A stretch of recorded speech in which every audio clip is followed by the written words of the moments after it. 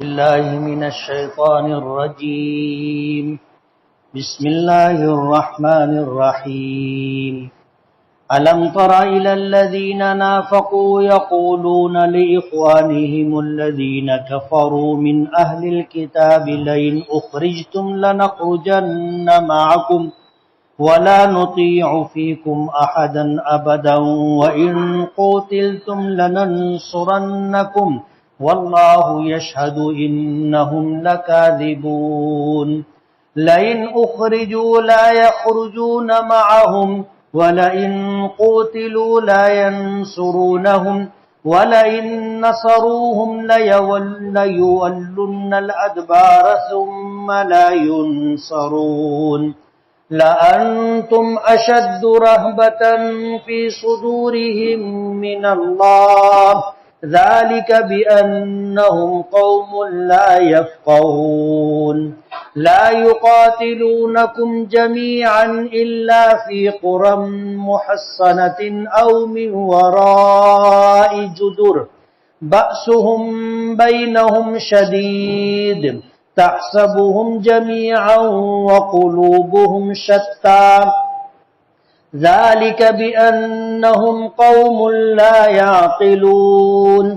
كمثل الذين من قبلهم قريبا ذاقوا وبال أمرهم ولهم عذاب أليم. كمثل الشيطان إذ قال للإنسان اكفر فلما كفر قال إني بريء منك إني أخاف الله رب العالمين. فكان عاقبتهما أنهما في النار خالدين فيها وذلك جزاء الظالمين. صدق الله العظيم. سبحانك لا علم لنا إلا ما علمتنا إنك أنت العليم الحكيم. رب اشرح لي صدري ويسر لي أمري واحلل عقدة من لساني يفقهوا قولي. پناہ مانگتا ہوں میں اللہ تعالیٰ کی شیطان مردود سے. شروع کرتا ہوں میں اللہ کے نام سے جو بڑا مہربان بڑی رحمتوں والا ہے.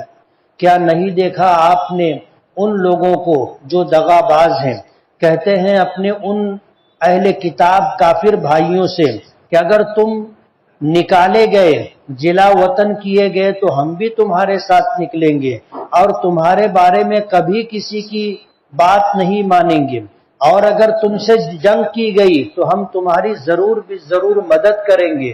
اللہ جانتا ہے کہ یہ جھوٹے لوگ ہیں. اگر یہ لوگ نکالے گئے تو یہ منافقین ان کے ساتھ نکلیں گے نہیں، اور اگر ان یہودیوں کے ساتھ جنگ ہوئی تو یہ منافقین ان کی مدد نہیں کریں گے، اور اگر کبھی انہوں نے مدد کی تو پیٹ پھیر کر کے بھاگیں گے اور پھر مدد بھی نہیں کیے جائیں گے.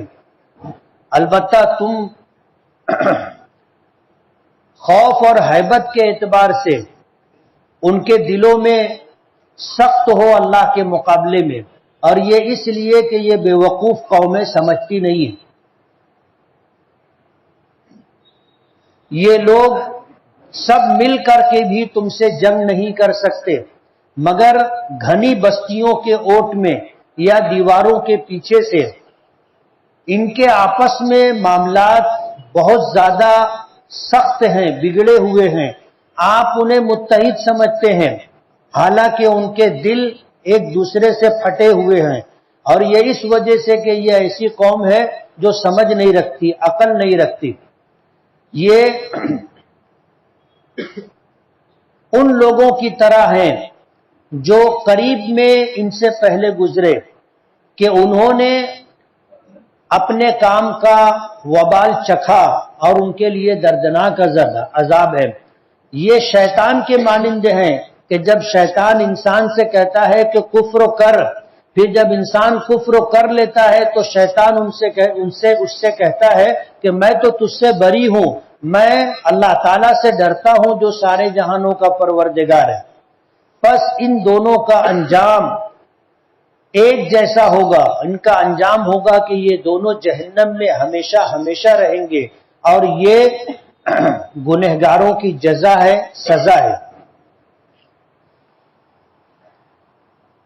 یہ سورہ حشر کا ایک رکوع ہے جس کی میں نے تلاوت کی. اوپر سے منافقین کا تذکرہ چلا آ رہا تھا. منافقین میں دو طرح کے لوگ تھے. ایک تو قبیلے اوس و خزرج کے لوگ تھے اور خاص طور پر قبیلے خزرج کے. یہ دو قبیلے تھے جو مدینہ منورہ میں آباد تھے، جو مشرک تھے. تفصیل پیچھے گزر چکی. ان دونوں قبیلوں کی بھی آپس میں جنگ ہوا کرتی تھی، اور مدینہ منورہ کے قرب و جوار میں یہودی بھی آ کر بسے ہوئے تھے، جس کی تفصیل پچھلے 2 ہفتوں سے آپ سن رہے ہو. ان کی ان سے بھی جنگ ہوا کرتی تھی.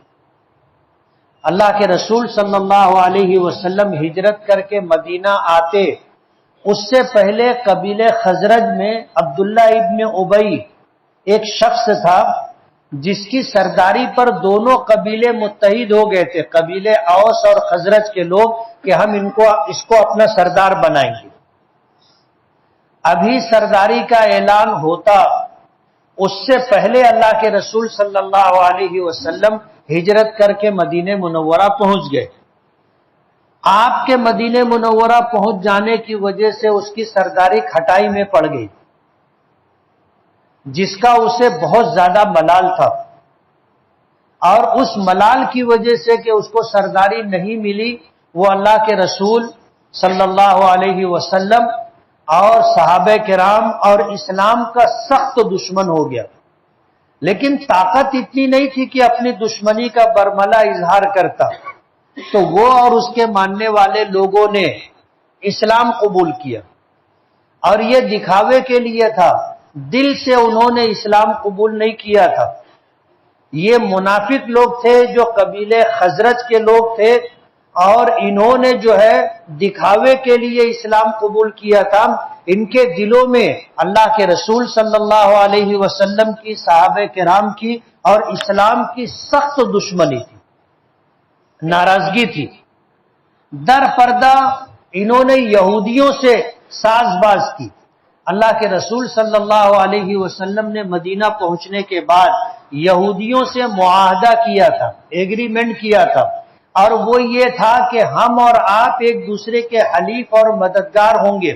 ہم آپس میں جنگ نہیں کریں گے، اور اگر تم پر کوئی حملہ کرے گا تو ہم تمہاری مدد کریں گے، اور ہم پر کوئی حملہ کرے گا تو تم ہماری مدد کرو گے. یہ معاہدہ تھا. اسی کے ساتھ اور بہت ساری چیزیں ان کے درمیان معاہدے میں طے ہوئی تھی. لیکن یہودیوں نے بھی اللہ کے رسول کو قبول نہیں کیا تھا، اور دشمنی یہی تھی کہ حضرت ابراہیم کے 2 بیٹے حضرت اسماعیل اور دوسرے بیٹے حضرت اسحاق، 2 بیٹے تھے. اللہ تعالیٰ نے نبوت کا ایک لمبا سلسلہ حضرت ابراہیم کے دوسرے بیٹے حضرت اسحاق کی اولادوں میں رکھا. 10,000 سے زائد انبیاء کرام آئے. یہ سب جو ہے حضرت اسحاق کی اولاد میں تھے، جن کو بنی اسرائیل کہا جاتا ہے. قرآن کریم میں جن انبیاء کرام علیہم الصلاۃ والسلام کا نام آتا ہے، ان میں سے کچھ کو چھوڑ کر کے سب جو ہے بنی اسرائیل میں تھے. اور یہودیوں کا گمان یہ تھا کہ آخری نبی جو آئیں گے وہ بھی بنی اسرائیل میں آئیں گے. لیکن اللہ کی کرنی یہ تھی، اللہ کا فیصلہ یہ تھا کہ حضرت ابراہیم کے پہلے بیٹے حضرت اسماعیل کی اولاد جو عرب کہلاتی ہے، اللہ پاک نے اپنے دوسرے نبی کو اہل عرب میں یعنی حضرت اسماعیل علیہ الصلاۃ والسلام کی اولاد میں مبعوث فرمایا. اس بات کو لے کر کے یہودیوں نے نبی کریم صلی اللہ علیہ وسلم کی نبوت و رسالت کو مانا نہیں، قبول نہیں کیا. لیکن حضور کے ہجرت کر کے مدینہ آنے کے بعد حضور نے ان سے معاہدہ کیا اور انہوں نے حضور سے معاہدہ کیا. لیکن اس سے پہلے بنو قینقاع ایک قبیلہ تھا، اس نے بھی نبی کریم صلی اللہ علیہ وسلم کے ساتھ معاہدہ کیا تھا، اور پھر معاہدے کی خلاف ورزی کی تھی تو اللہ کے رسول نے ان کو جلا وطن کیا تھا. ان کو مدینے کے قرب جوار سے نکل جانے کا حکم دیا گیا تھا، تو وہ لوگ چلے گئے تھے. یہی حال بنو نذیر کا ہوا۔ مدینے کے جو منافقین تھے قبیلے اوس و خزرج کے لوگ، ان لوگوں نے ان یہودیوں سے ساز باز کی، اور ان یہودیوں نے نبی کریم صلی اللہ علیہ وسلم کے ساتھ معاہدے کی خلاف ورزی کی۔ انہوں نے در پردہ، بنو نذیر کا جو سردار تھا یہ مکہ گیا اپنے ساتھیوں کے ساتھ، اور مشرکین مکہ کے ساتھ اس نے بیٹھ کر کے سازش کی، اور انہیں اس بات کا یقین دلایا کہ تم مدینے پر حملہ کرو، ہم تمہاری مدد کریں گے۔ تو مکے کے لوگوں نے مکے سے چل کر کے 400-450 کلومیٹر دور آ کر مدینے پر حملہ کیا، اور ان یہودیوں نے ان کو یہ بات کہی تھی کہ تم باہر سے حملہ کرنا، ہم اندر سے ان کو تکلیف دیں گے اور اپنا معاہدہ توڑ دیں گے، ہم ان کے ساتھ جو ہے ان کے خلاف آپ کے ساتھ رہ کر ان کے خلاف لڑیں گے۔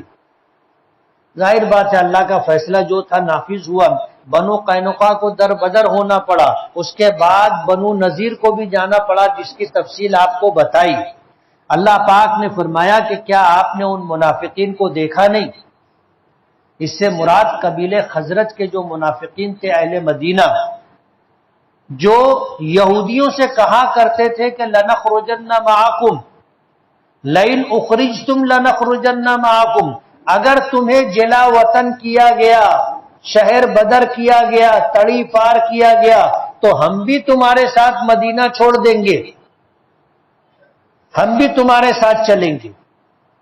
وَلَا نُطِيعُ فِيكُمْ أَحَدًا أَبَدًا، اور تمہارے خلاف ہم کبھی بھی کسی کی بات نہیں مانیں گے، ہمیشہ تمہارے ساتھ رہیں گے۔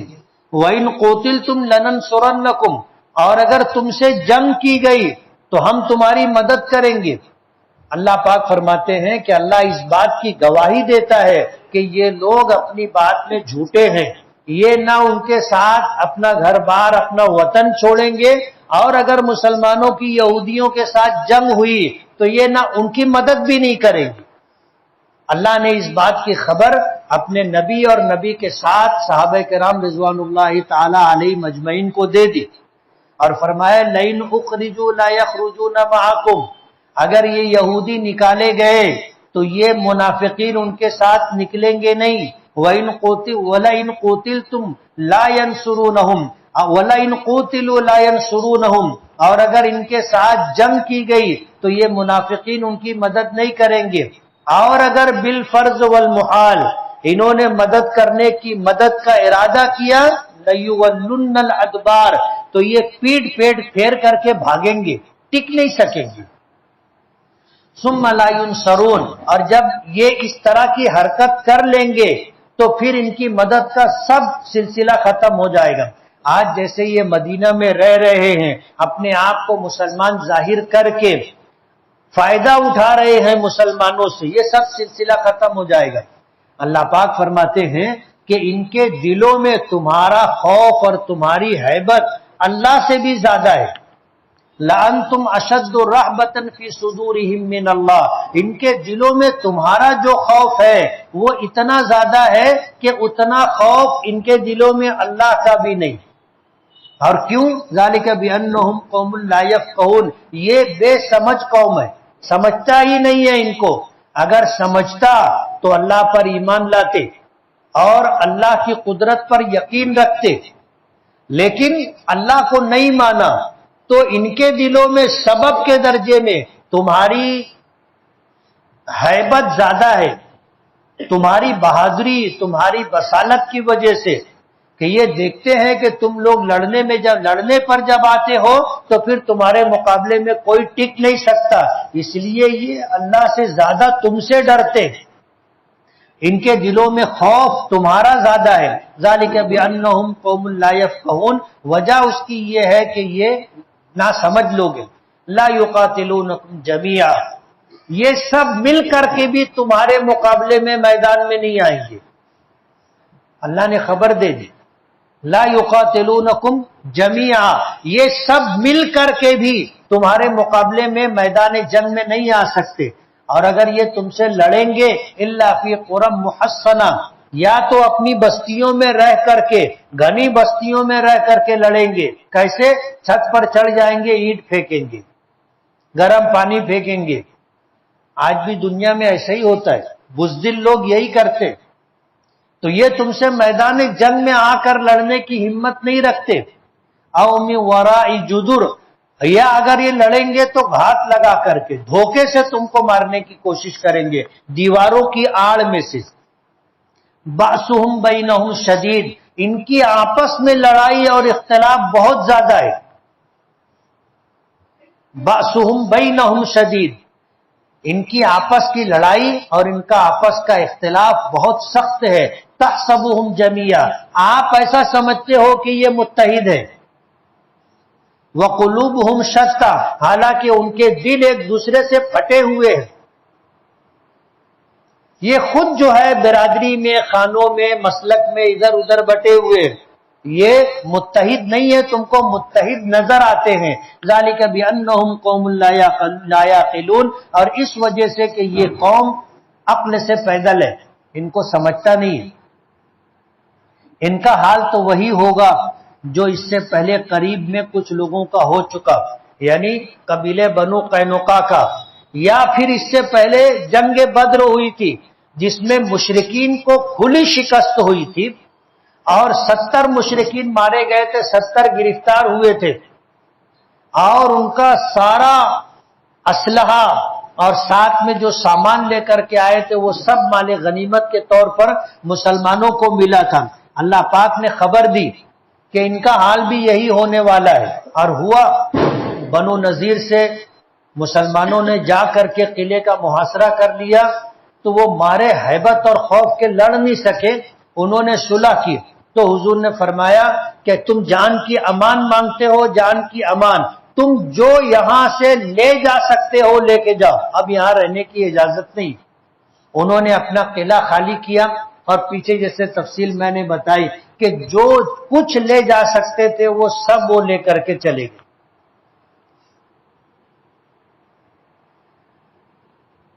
تو جس طرح قریب میں میدان بدر میں مشرکین کا حال ہوا تھا، اور جس طرح بنو قینقاع کا حال ہوا تھا، ان کا حال بھی یہی ہونے والا ہے. اور یہ ان کے سازشوں کا اور معاہدے کی خلاف ورزی کا وبال ہے. یہ تو دنیا کی سزا ہے. وَلَهُمْ عَذَابٌ عَلِيمٌ، اور ان کے لیے آخرت میں دردناک عذاب. ان کا حال ایسا ہے جیسے شیطان کا حال. یہ منافقین کا حال ایسا ہے جیسے شیطان کا، کہ وہ انسان سے کہتا ہے کہ کفر کر. اذ قال للانسان اکفر، وہ انسانوں سے کہتا ہے کہ کفر کرو. جب فلما کفر، انسان کفر کرتا ہے، قال انی بریء منک، کہ میرا تیرا کوئی تعلق نہیں ہے، میں تجھ سے بری ہوں. مفسرین نے 2 بات لکھی ہے کہ دنیا میں بھی ایسا ہوتا ہے کہ شیطان گناہ کرواتا ہے، پھر اپنے آپ کو کنارے کر لیتا ہے، وہ اس گناہ میں اس کے ساتھ شریک نہیں ہوتا. شیطان انسان سے کفر کرواتا ہے اور پھر کنارہ کشی کر لیتا ہے. اور آخرت میں بھی جب اللہ کی بارگاہ میں یہ مشرکین و کافرین پیش ہوں گے اور یہ کہیں گے کہ شیطان نے ہم سے کفر اور شرک کروایا تھا، تو شیطان کہے گا کہ میرا ان سے کوئی تعلق نہیں، انہوں نے کفر کیا اپنی مرضی سے کیا، انہوں نے شرک کیا اپنی مرضی سے کیا. میں نے کہا تھا، تو ان کو خود سمجھنا چاہیے تھا کہ کیا اچھا ہے کیا برا ہے. آج مجھ کو الزام دے رہے ہیں تو میں نے کوئی ان سے کفر زبردستی تھوڑی کروایا تھا، شرک زبردستی تھوڑی کروایا تھا. میرا ان سے کوئی لینا دینا نہیں، میں ان سے بری ہوں. انی اخاف اللہ رب العالمین، وہ کہے گا کہ میں تو رب العالمین سے ڈرتا ہوں. تو شیطان جس طرح ہم سے گناہ کرواتا ہے، جھوٹ بلواتا ہے، زنا کرواتا ہے، شراب پلواتا ہے، نشہ کرواتا ہے اور سٹا کھلواتا ہے، گناہ کے جتنے کام ہیں شیطان ہم سے کرواتا ہے، بہکاتا ہے. ہم اس کے بہکاوے میں آ کے کر لیتے ہیں، وہ ہم سے کنارہ کشی کر لیتا ہے کہ جھوٹ بولا تو تو بولا، میں تھوڑی بولا. جھگڑا کیا تو تو کیا، میں تھوڑی کیا. گالی دیا تو تو دیا، میں تھوڑی دیا. شراب پیا تو تو پیا، نشہ کیا تو تو کیا، زنا کیا تو تو کیا، جوا سٹا کھیلا تو تو کیا، میں تھوڑی کیا، وہ کنارہ کشی کر لیتا ہے۔ اسی طرح منافقین کا حال ہے کہ جس طرح شیطان گناہ کروا لیتا ہے اور پھر کنارہ کشی اختیار کرتا ہے، یہ منافقین بھی یہودیوں کو ہوا دے رہے تھے کہ تم کو اگر نکالا گیا تو تمہارے ساتھ ہم بھی مدینہ چھوڑ دیں گے، تم سے اگر لڑائی ہوئی، جنگ ہوئی تو ہم تمہاری مدد کریں گے۔ لیکن جب نکالا گیا تو یہ گھروں میں چھپے بیٹھے تھے۔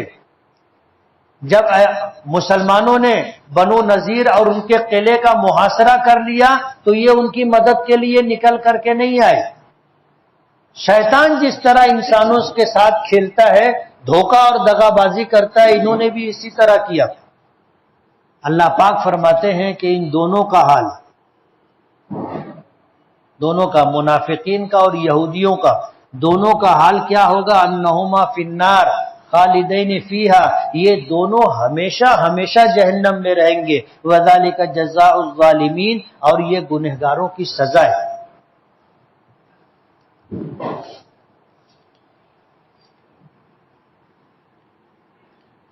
پیٹرول پمپ سے پیٹرول لا کر مناسب نفع لگا کر فروخت کر سکتے ہیں کیا؟ شرن کر سکتے، شرن اس میں کوئی حرج نہیں ہے۔ آپ نے پیسہ دے کر کے پیٹرول پمپ سے پیٹرول خریدا، اپنے گھر لا کر کے آپ کچھ نفع لگا کر بیچنا چاہیں تو آپ اپنی ملکیت کا پیٹرول بیچ رہے ہیں، بیچ سکتے ہیں، لیکن قانونی اعتبار سے غلط ہے۔ ملک کا قانون یہ ہے کہ ڈیزل یا پیٹرول کا فروخت کرنے کے لیے آپ کو سرکار سے لائسنس لینا پڑے گا، اور جس کے پاس لائسنس ہوگا وہی فروخت کر سکتا ہے، اور اگر بغیر لائسنس کے فروخت کرے گا تو وہ قانوناً گنہگار ہے، پکڑا جائے گا، قانونی طور پر اس کے خلاف کارروائی ہوگی، جیسے ہمارے شہر میں کئی مرتبہ ہو چکا۔ اور ایک مسلمان کو قانون کی پاسداری کرنا چاہیے۔ کیوں؟ ہم مسلمان ہیں، ہماری جان، ہمارا مال، ہماری عزت اللہ کی طرف سے عطا کردہ نعمت ہے۔ ایسا کوئی کام کرنا جس سے بدنامی ہو، بے عزتی ہو، ذلت ہو اور سزا ملے، ایسا کام مسلمان کو کبھی نہیں کرنا چاہیے۔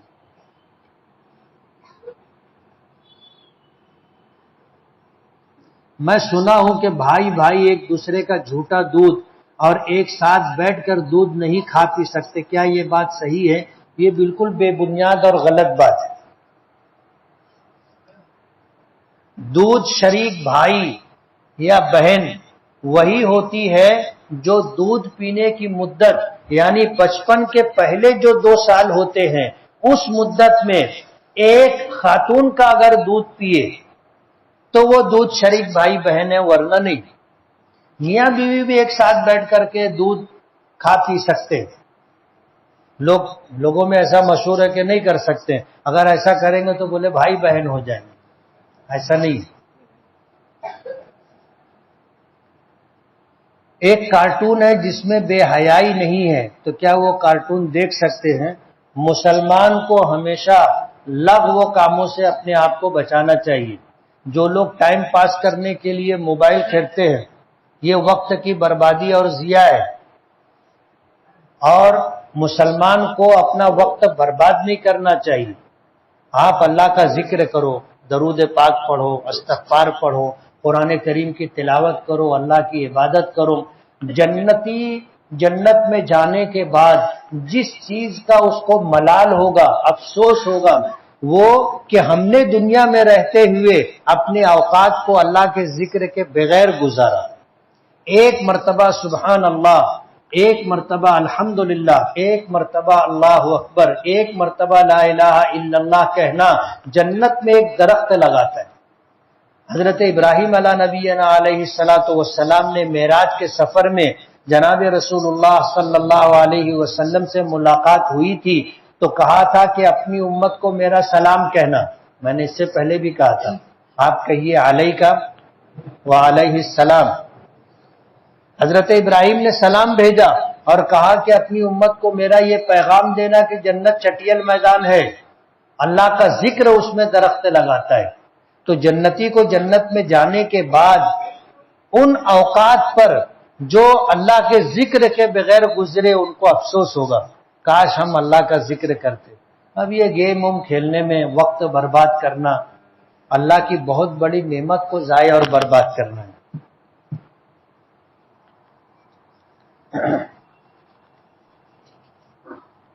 مفتی صاحب جو گھر دکان وغیرہ میں سورہ یاسین اور آیت الکرسی کی فریم لگاتے ہیں، اس سے کیا فائدہ ہوتا ہے؟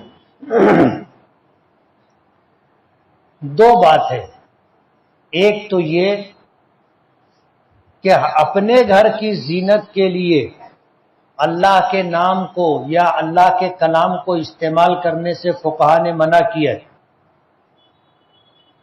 اللہ کا نام ہمارے گھروں کی زینت کے لیے نہیں ہے۔ اگر خیر و برکت کے لیے آپ لگا رہے ہیں، آپ کی نیت خیر و برکت کی ہے تو الگ بات ہے، آپ لگا سکتے ہیں۔ اور اگر خیر و برکت کی نیت نہیں ہے بلکہ اس لیے لگائے کہ اچھا لگیے تو اجازت نہیں۔ نیا میٹر لگانے سے بہت زیادہ لائٹ بل آ رہا ہے، حالانکہ پرانا میٹر اتنا فاسٹ نہیں چلتا تھا جتنا کہ نیا میٹر فاسٹ چلتا ہے۔ کیا میٹر کی اسپیڈ کم کرا سکتے ہیں؟ اور اگر اسپیڈ کم کر دیں تو کیا گناہ ہوگا یا نہیں؟ تھوڑا کھل کر کے وضاحت کریں۔ دیکھو دو بات ہے، ہم لوگوں کی لڑائی چل رہی ہے، پرائیویٹ بجلی کمپنی جو نیا میٹر لگا رہی ہے، ہمارا بھی ایسا ماننا ہے کہ اس کی اسپیڈ زیادہ ہے۔ ہم نے ان سے بات کہی ہے کہ ہم آپ کی منظور شدہ کمپنی کا میٹر مارکیٹ سے خرید کے لاتے، تم اپنے لیب میں اس کو ٹیسٹ کر لو، اور ٹیسٹ کر لینے کے بعد اس کو سل لگا کر کے ہم کو دے دو، ہم تمہارے میٹر کے بازو میں وہ میٹر لگائیں گے، جو بجلی تمہارے میٹر سے گزر کر کے نکلتی ہے وہ کنیکشن ہم اپنے میٹر میں لیں گے اور اس کے بعد ہم استعمال کریں گے۔ تو دونوں میٹر کے اندر یہ فرق سمجھ میں آئے گا کہ تمہارا میٹر کتنا یونٹ بتا رہا ہے اور ہمارا میٹر کتنا یونٹ بتا رہا ہے۔ یہ لڑائی ہماری چل رہی ہے۔ ہمیں بھی ایسا لگتا ہے کہ پرائیویٹ بجلی کمپنی ہمارے ساتھ زیادتی کر رہی ہے، ایمانداری سے ہٹ کر کے کام کر رہی ہے۔ یہ شکایت شہر کے سنجیدہ ذمہ دار قسم کے لوگوں کو بھی ہے۔ جیسے ابھی پرائیویٹ بجلی کمپنی کے لوگ جو ہے اسلام پورے میں آ کر کے میٹر وغیرہ نکال رہے تھے، اسلام پورے کے لوگوں نے بلایا تو میں گیا، سب کو وہاں سے نکالا اور وہاں سے ان کو ہٹایا، میٹر جو نکال رہے تھے لگوایا۔ وہ میرے خلاف کمپلین دینے کے لیے پولیس اسٹیشن گئے تو میں بھی گیا۔ وہاں جا کر جب بات چیت شروع ہوئی تو جو ہمارے ایس پی صاحب ہیں انہوں نے کہا کہ میرے یہاں جو میٹر لگا ہے، میری فیملی ناسک میں رہتی،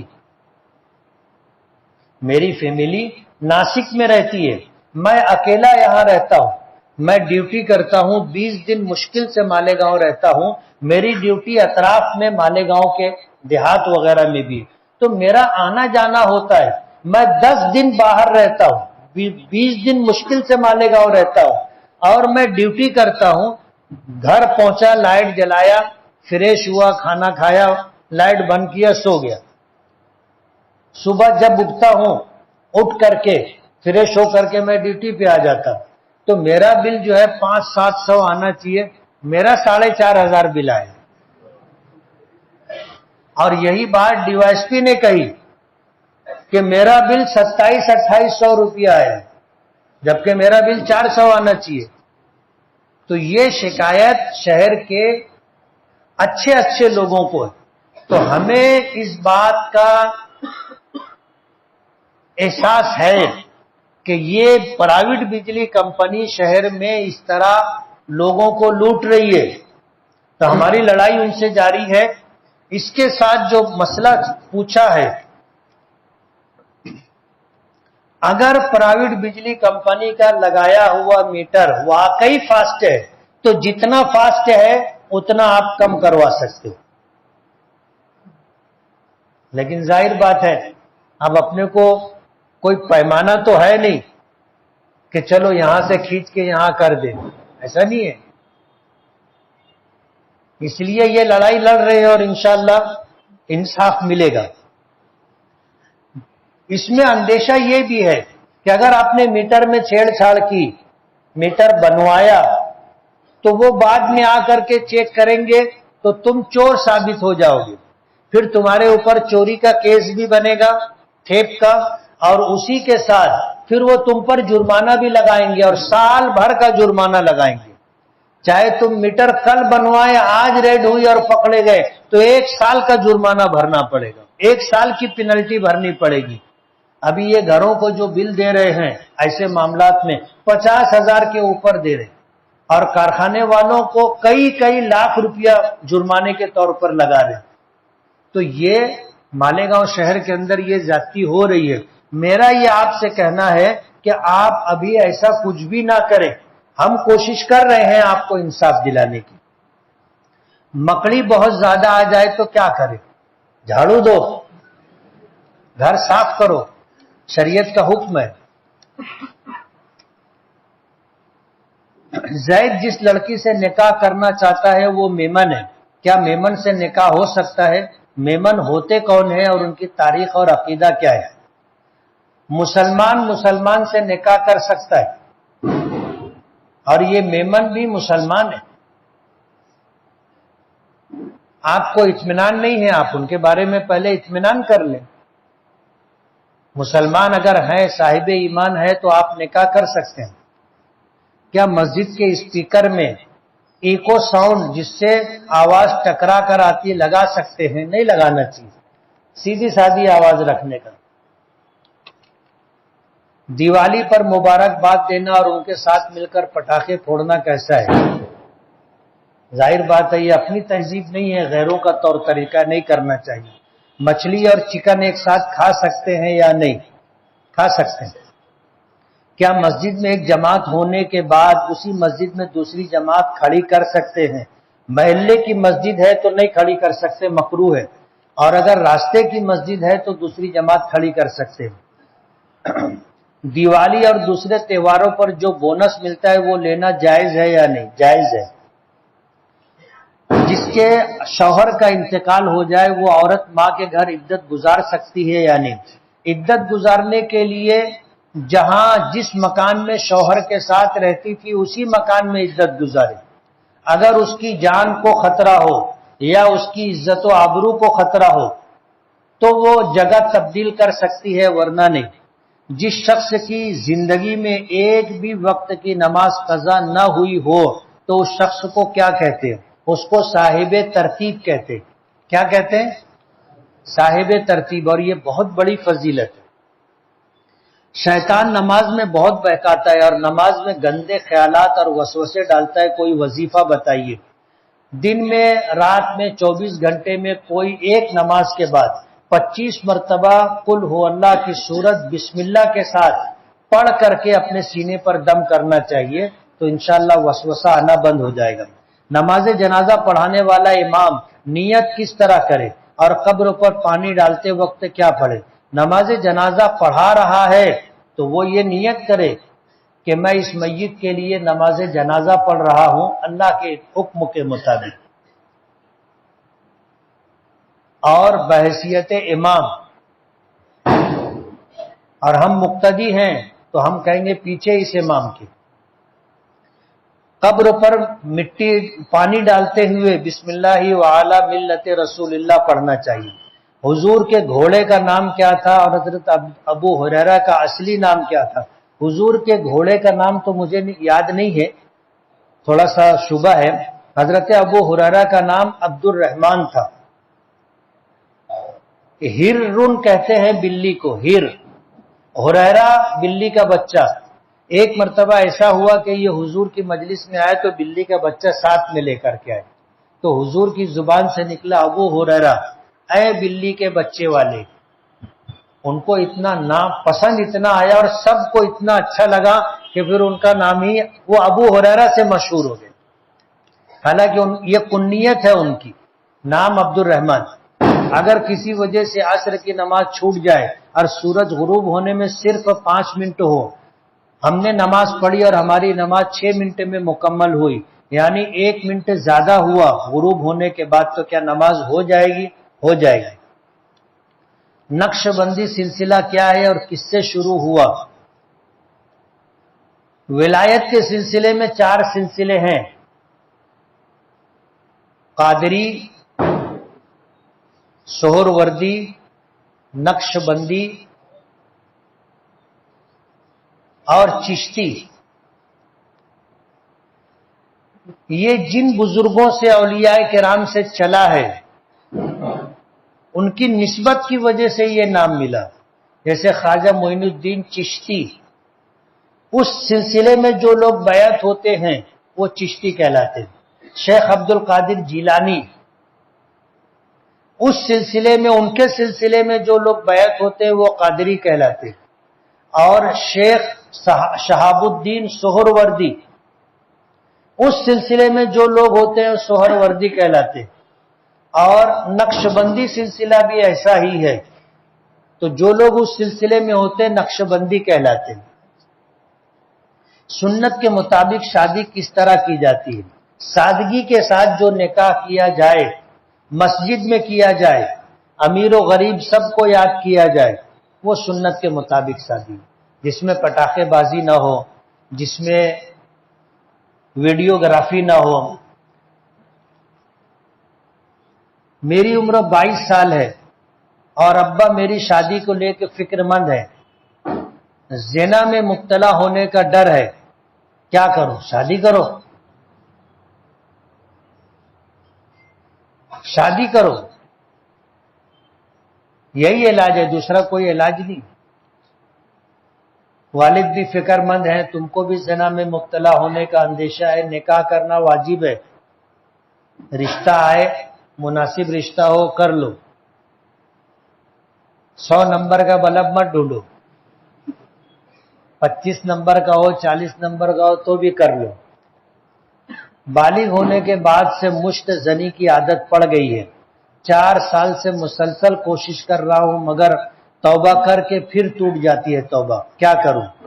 کسی حکیم سے آپ رجوع ہوں، وہ آپ کو علاج بتائے گا کہ تمہاری قوت شہوانیہ کم ہو، اور حضور نے اس کا علاج یہ بتایا ہے کہ آپ روزہ رکھنا شروع کرو۔ روزہ قوت شہوانیہ کو توڑ دیتا ہے۔ سحری میں ہلکا پھلکا کھانا اور پھر دن بھر کا روزہ، افطاری میں سادہ کھانا، پھر دن ایسے، تو انشاءاللہ اللہ اس سے نجات دے دیں گے۔ اشمیرہ اور ارشمہ کے معنی کیا ہے؟ اشمیرہ کے معنی شہزادی کے آتے، ارشمہ کا نام مطلب دیکھنا پڑے گا۔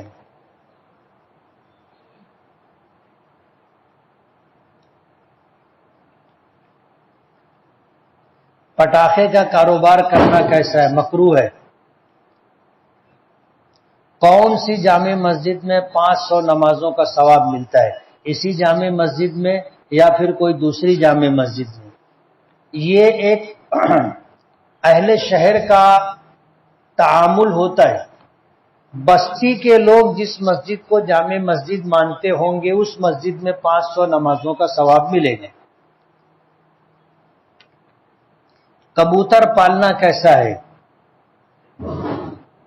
کیا کبوتر پالنے سے گھر میں فرشتے آتے ہیں؟ نہیں آتے ہیں، ایسا نہیں ہے۔ اگر گھر میں کتا ہے، خنزیر ہے، یا زنا کی وجہ سے آدمی یا عورت حالت جنابت میں ہے تو اللہ کے فرشتے نہیں آتے، اور اگر نہیں ہے ایسا تو اللہ کے فرشتے آتے ہیں۔ اسی طرح حدیث پاک میں آتا ہے جن گھروں میں جاندار کی تصویریں لگائی جاتی ہیں فریب، تو اللہ کے رحمت کے فرشتے نہیں آتے، دوسرے فرشتے آتے ہیں۔ اب آدمی کوئی سمجھے کہ لگا لو خوب ڈھیر فوٹو، فرشتہ آئے گا نہیں، میں مروں گا ہی نہیں، ایسا نہیں ہے۔